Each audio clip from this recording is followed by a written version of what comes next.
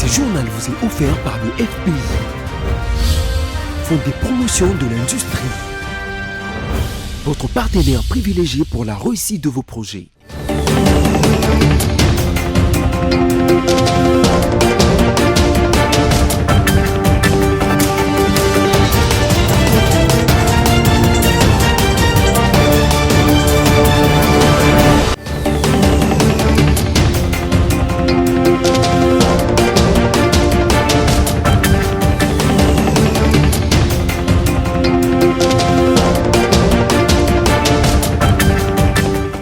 Il est l'heure de vous informer, mesdames, messieurs, bonsoir et bienvenue dans cette grande édition du journal sur BC Télévision. Place au sommaire. Interviewé par nos journalistes, Jonas Tchombela, coordonnateur de la nouvelle société civile congolaise, pense que le gouvernement devrait accompagner la population dans leurs manifestations et non les interdire de manifester. Les trois pays, dont le Mali, le Niger et le Burkina Faso, annoncent la création d'une monnaie commune après leur départ de la CEDEAO.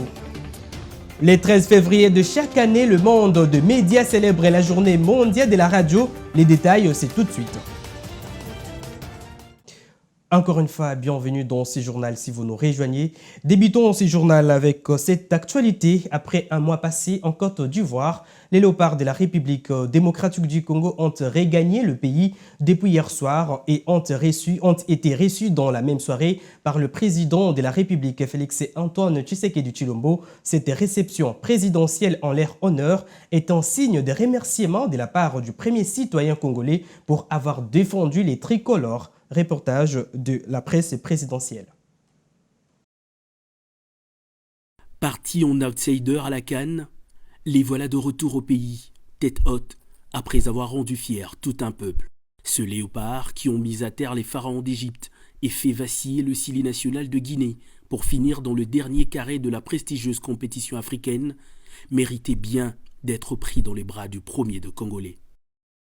Au-delà de belles prestations sur le terrain, Chancel Mbemba et ses coéquipiers ont également livré une bataille d'honneur, celle d'attirer l'attention du monde sur les génocides qui se commettent dans l'est de la RDC sous un silence flagrant de la communauté internationale. Vous avez été excellent, mais excellent de tous côtés, de toutes les manières. Et la manière que je vais retenir le plus ici, c'est votre geste lors de l'hymne national. Même en étant loin du pays, vous êtes restés solidaires de vos compatriotes. Ça, les Congolais ne l'oublieront jamais et ne doivent pas l'oublier. Parce que ce geste a réveillé la communauté internationale qui s'endormait vis-à-vis de cette agression barbare et injuste du Rwanda dont nous sommes victimes. Une agression qui est destinée à humilier notre pays. Fier de ses ambassadeurs, le président de la République, Félix-Antoine Tshisekedi, les a congratulés et encouragés à poursuivre sur cette belle lancée. Je suis convaincu que vous allez faire encore des merveilles parce que ce qui est ma grande satisfaction, c'est de voir que l'équipe B, si on peut l'appeler ainsi, mais elle est totalement de la même valeur et n'a rien à envier à l'équipe A.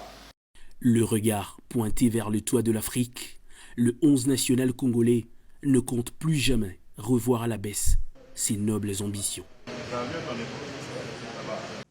Le gouvernement de la République démocratique du Congo interdit tout attroupement de plus de 6 personnes sur toute l'étendue de la capitale congolaise après les manifestations dans plusieurs coins de la ville. La police nationale congolaise a par la même occasion annoncé l'interdiction formelle des mototaxis d'accéder dans la commune de la Gombe à dater de ce mardi 13 février 2024. C'est une mesure annoncée le lundi 12 février à l'issue d'une réunion de sécurité présidée par le vice-premier ministre de l'Intérieur, Peter Kazadi. On écoute les commissaires divisionnaires Alonga Boni Benjamin. Nous sortons d'une réunion avec le vice-premier ministre pour voir d'une manière brève la situation sécuritaire de la ville Et à l'issue de cette réunion, plusieurs dispositions ont été prises, notamment l'interdiction formelle de voir les motos circuler dans la ville. Toutes les motos qui seront retrouvées en ville seront d'abord saisies, ensuite le propriétaire ou l'utilisateur sera mis en détention. Et de deux, tous ces badauds qui ne font rien et sillonnent la ville toute la journée, jusque sur le boulevard, seront tous arrêtés et mis dans un lieu sérieux pour répondre de leurs actes. Il est strictement interdit de le voir sillonner dans la ville. Et oui, les revendeurs évidemment. Et de trois, tout attroupement en ville est interdit.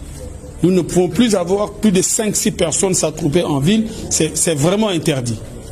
Donc nous rappelons aux gens de bonne conscience et les gens qui savent écouter que plus rien ne sera comme avant et que la police passe à la vitesse supérieure parce que l'acte posé pendant les 2 jours a été largement suivi à travers les réseaux sociaux et tout le monde a compris le message. Il est temps d'arrêter et puis de laisser les choses marcher normalement parce que plusieurs personnes ont droit de travailler. Et en réaction à la manifestation des Congolais, les coordonnateurs de la nouvelle société civile congolaise, Jonas Tchombela salue l'initiative des Congolais et ne soutient pas les mesures du gouvernement, en l'occurrence l'interdiction d'attroupement dans la ville. Suivez. Nous soutenons ces manifestations seulement. Nous ne soutenons pas des actes de vandalisme. Nous ne soutenons pas des casses. Nous ne soutenons pas la violence. Nous devons marcher pacifiquement pour dire non à l'agression de notre pays. Cette réaction spontanée de la population justifie le niveau de dépassement, le niveau de frustration, le niveau de la colère. Mais nous encourageons ceux qui manifestent, ces Congolais, c'est de leur droit le plus légitime, du reste nous soutenons. Le gouvernement ne doit pas encore nous poignarder une deuxième fois en nous interdisant de revendiquer notre droit. Il a tout intérêt d'organiser l'encadrement de ces manifestants. Mais nous condamnons aussi ceux qui vont pour casser. Donc, dans les mesures d'encadrement, il faut aussi penser aux mesures qui ne peuvent pas nous amener au casse. Voilà autant de choses. Nous ne sommes pas d'accord avec l'interdiction des gens qui doivent manifester leur colère. On nous tue et ils viennent nous interdire de ne pas agir. Ça ne va pas. J'ai la main sur le cœur, je le demande de ne rien casser. Autre chose, le programme du travail du budget annuel exercice 2023-2024 a été validé le lundi 12 février 2024 par les comités de pilotage du projet d'appui à la connectivité au transport. Cette validation s'est faite lors de la première réunion de l'espace politique et stratégique de ces comités sous la houlette du ministre de l'ITP, Yves Maïlé. Le programme de travail budget annuel exercice 2023 et 2024 du projet d'appui à la connectivité au transport a été validé par le comité de pilotage du projet à la première réunion de l'espace politique et stratégique de ces comités qui s'est tenue le lundi 12 février sous la supervision du ministre d'État, ministre des Infrastructures et Travaux publics Alexis Guizarro. Le ministre des UTP a souligné que l'objectif du développement de ce projet multisectoriel vise notamment à fournir une connectivité résiliente afin de permettre le désenclavement de provinces du centre et de l'est de la République démocratique du Congo. Il s'agit notamment des provinces du Kasaï oriental, de l'Omami, du Nord Kivu et du Sud Kivu. Pour sa part, Biliti Bambé, coordonnateur de la cellule d'infrastructure, a laissé entendre qu'il s'agit d'un projet qui a des investissements importants concernant les travaux routiers, entre autres le bitumage de 440 km de route. Pour rappel, le gouvernement de la République démocratique du Congo a reçu un appui de l'Association internationale de développement du groupe de la Banque mondiale afin de mettre en œuvre ce projet pour une enveloppe de 500 000 $ américains dans sa première phase qui a du reste reçu l'approbation du conseil d'administration de la dite banque en date du 28 juin 2022 et qui a été mise en vigueur le 23 mars 2023. Et pendant ce temps, le ministère de l'Entrepreneuriat, petites et moyennes entreprises lance l'opération des sensibilisations, identification et inscription des femmes micro-entrepreneurs pour les comptes du projet Transforme RDC. C'est le ministre de tutelle Désiré Mzinga qui l'a annoncé. Cette activité débutera le jeudi 15 février 2024 pour une durée de 90 jours. Suivez. Comme promis par le président de la République dans l'axe 1, de sa vision pour un Congo uni, fort et prospère, consacré à la promotion de l'entrepreneuriat en République démocratique du Congo, et après l'exécution satisfaisante du projet d'appui au développement des micro, petites et moyennes entreprises PADEM-PME, le gouvernement de la République, par le truchement de mon ministère, lance les opérations de sensibilisation, identification et enregistrement des femmes micro-entrepreneurs pour le compte du projet Transforme RDC. Cette activité débute le jeudi 15 février 2024 dans la ville de Kinshasa, Matadi, Goma, Bukavu, Bunia, Bujimaï et Kananga pour une durée de 90 jours. Et elle se fera gratuitement. À cet effet, j'invite toutes les femmes qui opèrent dans les secteurs de l'agro-transformation, la petite industrie et les services à valeur ajoutée à se faire identifier à travers leurs regroupements, associations et autres structures d'encadrement des femmes micro-entrepreneurs. Ce n'est qu'à l'issue de ce processus que 25 000 femmes parmi les 50 000 enregistrées seront formées et accompagnées par le coaching, la dotation en équipement et l'accompagnement technique afin d'accroître leurs activités. De plus amples informations seront partagées pendant la campagne de sensibilisation prévue à cet effet et sur les sites web du projet Transforme. Et en santé, le programme national de lutte contre les monkeypox et les fièvres hémorragiques virales a relevé plus de 1100 cas de variole des singes depuis le début de l'année 2024 sur les sols de la République démocratique du Congo. Yves Mayeli. 1134 cas de variole des singes monkeypox est enregistrés en République démocratique du Congo depuis le début de l'année 2024. Cette alerte est faite par le programme national de lutte contre les monkeypox et les fièvres hémorragiques virales. D'après ces programmes, depuis le début de l'année 2024, le pays a enregistré 1134 cas suspects de monkeypox, dont 99 décès, soit un taux de létalité de 8,7% chaque année. La RDC connaît une augmentation des cas de cette maladie, selon les statistiques de ces programmes. Les provinces les plus touchées sont le Baoulé, l'Équateur, le Kasaï, les Kasaï oriental, Kinshasa, le Maïndombe, le Maniema, la Mongala, le Nord-Ubangi, les Sankuru, les Sud-Kivu, les Sud-Ubangi, la Tchopo et la Tchouapa. Pour rafraîchir la mémoire, cette maladie a été signalée pour la première fois chez l'homme en 1970 en République démocratique du Congo. Elle se caractérise par des éruptions cutanées qui peuvent apparaître sur l'organe génitaux ou dans la bouche. Et puis elle s'accompagne de poussées de fièvre, de maux de gorge ou de douleurs au niveau des ganglions lymphathiques. En novembre 2023, l'Organisation mondiale de la santé a démontré au moins 581 décès sur 12 566 cas suspects de variole du singe recensés à l'époque en République démocratique du Congo. La République démocratique du Congo pourrait vivre une nouvelle crue des eaux comme celle vécue depuis fin décembre 2024. L'alerte vient d'en être donnée à la suite des relevés météorologiques du Centre national de prévision météorologique de Yaoundé au Cameroun qui couvre le bassin du fleuve Congo. Patricia Bomolo. Selon ces relevés, relayés déjà par la presse du Congo-Brazzaville, qui est également concernée, les prévisions numériques couplé avec l'océan et l'atmosphère, qui est aussi bien dynamique que statistique, prévoit au niveau de la République centrafricaine des précipitations au-dessus de la normale pendant la période de février, mars et avril de cette année 2024. Si la RCA, qui est située en amont de la République démocratique du Congo, enregistre des précipitations au-dessus de la normale, la RDC va donc subir le ruissellement des eaux sur un pourcentage très élevé. Les risques de la nouvelle montée des eaux est d'autant plus grande que les nouvelles pluies tendues après la petite saison sèche vont trouver la zone du bassin du Congo encore gorgée d'eau. Au stade actuel, en effet, et après le retrait des précédentes eaux, le bassin du Congo garde encore des eaux au-dessus de 4 mètres, soit au moins 2 mètres au-dessus de la moyenne.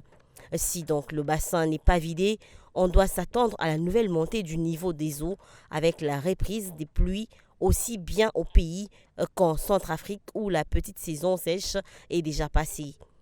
Les spécialistes appellent donc à la vigilance, surtout pour les populations situées dans les corridors fluviaux et riverains. Ceci d'autant plus que les précipitations et leur niveau exceptionnel peuvent se produire à tout moment et ainsi entraîner des nouvelles catastrophes. Rendons-nous à Goma, plus de 60 patriotes victimes des balles le 7 février dernier lors des bombardements à Goma, dans le Nord Kivu, ont reçu de l'assistance du vice-premier ministre de la Défense nationale et ancien combattant Jean-Pierre Bemba. Le lundi 12 février, ces derniers ont reçu une enveloppe consistante de la part du patron de la Défense nationale. Images et commentaires. Les blessés de guerre internés au centre hospitalier Sébekan d'Ocho viennent de bénéficier de l'assistance ce lundi 12 février 2024. Ce don du vice-premier ministre de la Défense a été remis par l'envoyé du gouverneur militaire du Nord Kivu, sa conseillère principale en charge de la santé, maître Priska Luanda Kamala. Il faut dire que les bénéficiaires sont les victimes de balles du mercredi 7 février dernier. La prise en charge étant rassurée par cet hôpital, avec l'appui de ses partenaires, chaque blessé a reçu au moins un moyen pouvant aider sa famille pour d'autres besoins. Depuis que la guerre a éclaté du côté Saké, nous avons vu beaucoup de gens se déplacer et ce sont les blessés là par balle, les victimes qu'il était venu voir. Et aujourd'hui, nous sommes venus concrétiser ce qu'il avait laissé comme assistance auprès de ces blessés de guerre. C'était quelque chose pour les aider à se nourrir. Donc, chaque blessé a reçu $200 que le VPM avait laissé auprès de son Excellence, Monsieur le gouverneur de province. Retenons que c'était plus de 60 compatriotes qui viennent de bénéficier de cette assistance. Je l'ai annoncé au sommaire, le 13 février est la journée mondiale de la radio. Cela fait plus d'un siècle que les ondes radio ont été découvertes. Elles permettent depuis de diffuser chaque jour partout dans le monde des nouvelles, de la musique, des fictions et même de retransmettre des événements culturels et sportifs. Suivez. Célébrer les riches passés de la radio, sa pertinence toujours actuelle et son avenir prometteur et les thèmes choisis par l'Organisation des Nations Unies pour l'éducation, la science et la culture, UNESCO, pour marquer la Journée mondiale de la radio 2024. Ce thème met en lumière le passé remarquable, le présent pertinent et la promesse d'un avenir dynamique de la radio. La radio a franchi les caps des 100 ans. Il s'agit d'une occasion importante de commémorer les nombreuses vertus médiatiques et sa puissance continue. Cependant, la radio est confrontée à des défis en termes d'audience et de revenus liés aux plateformes numériques, aux médias sociaux, aux fractures numériques et générationnelles, à la censure, aux consolidations et aux difficultés économiques. La célébration de 2024 met en lumière l'histoire de la radio et son impact puissant sur les informations, les pièces de théâtre, la musique et les sports. Cette journée veut sensibiliser davantage le public et les médias à l'importance de la radio. Elle vise notamment à encourager les décideurs à développer l'accès à l'information par le biais de la radio et à renforcer la mise en réseau et la coopération internationale entre radiodiffuseurs. Notons que la radio est un outil puissant pour célébrer l'humanité dans toute sa diversité et constitue une plateforme pour les discours démocratiques. Au niveau mondial, la radio reste le média le plus consommé. Prenons un mot de culture dans cette édition. 10 ans jour pour jour qui disparaissait l'artiste musicien congolais Jean-Baptiste Emeneya Mubiala dit King Kester. Rappelez-vous que c'est le 13 février 2014 qui nous a quittés à l'âge de 57 ans à l'hôpital Marie-Lanne dans la région parisienne. Ginette Fika revient sur le parcours du roi de la sape King Kester Emeneya.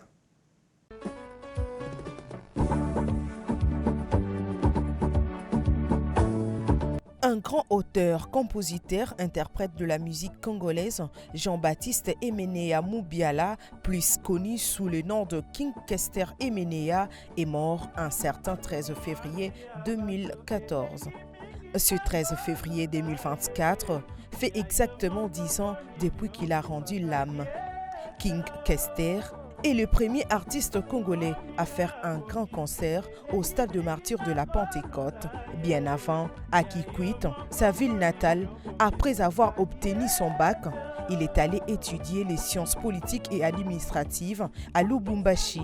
C'est alors en 1997 qu'il devient membre du groupe Viva la Musica de Papa Wemba, avant de créer quelques années plus tard son propre groupe, les Victoria et Layson. C'était le 24 décembre 1982. De 1980 à 1990, le roi de la sape, King Kester Emeneya, était l'artiste africain le plus populaire ces années-là. Emeneya a laissé derrière plusieurs chansons dans sa carrière, notamment Ndindi, Kimpiatu, Atankale, Afiniko, une chanson à l'honneur de sa fille aînée, Afiniko.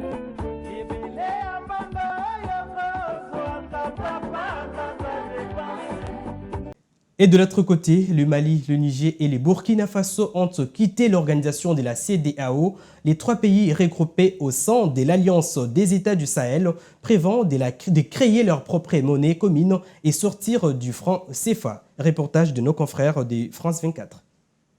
2 semaines après leur retraite de la CEDEAO, le Niger, le Mali et le Burkina Faso pourraient maintenant sortir du franc CFA. C'est ce qu'a indiqué lundi le chef de la junte nigérienne en évoquant la création d'une monnaie commune entre les trois pays. La monnaie est une étape de sortie de cette colonisation. Les États de l'Alliance du Sahel ont des experts et au moment opportun, comme je l'ai dit, Inch'Allah, nous déciderons. Souvent décrié comme l'une des dernières reliques de la colonisation, le franc CFA est un symbole à abattre pour l'Alliance des États du Sahel. La coalition créée en septembre par le Mali, le Niger et le Burkina Faso veut renforcer la coopération sécuritaire et économique entre les trois pays et avait déjà évoqué la création d'un fonds de stabilisation et d'une banque d'investissement. Et si peu de précisions existent pour l'instant sur la mise en place d'une monnaie commune, l'annonce démontre la volonté des autorités nigériennes de s'affranchir de l'ancienne puissance coloniale. Il n'est plus question que nos États soient la vache à lait de la France. Monnaie commune à 8 pays d'Afrique francophone indexée sur l'euro, le franc CFA semble voué à disparaître. En 2019, Alassane Ouattara et Emmanuel Macron annonçaient qu'il serait bientôt remplacé par une nouvelle devise, l'éco. Les rappels des principaux titres.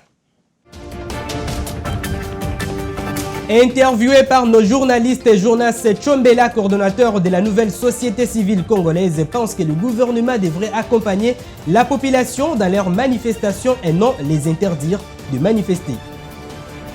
Les trois pays, dont le Mali, le Niger et le Burkina Faso, annoncent la création d'une monnaie commune après leur départ de la CEDEAO. Et enfin, le 13 février de chaque année, le monde des médias célèbre la journée mondiale de la radio. Les détails, vous l'avez eu dans cette édition. Et ce journal est complètement terminé. Merci de l'avoir suivi.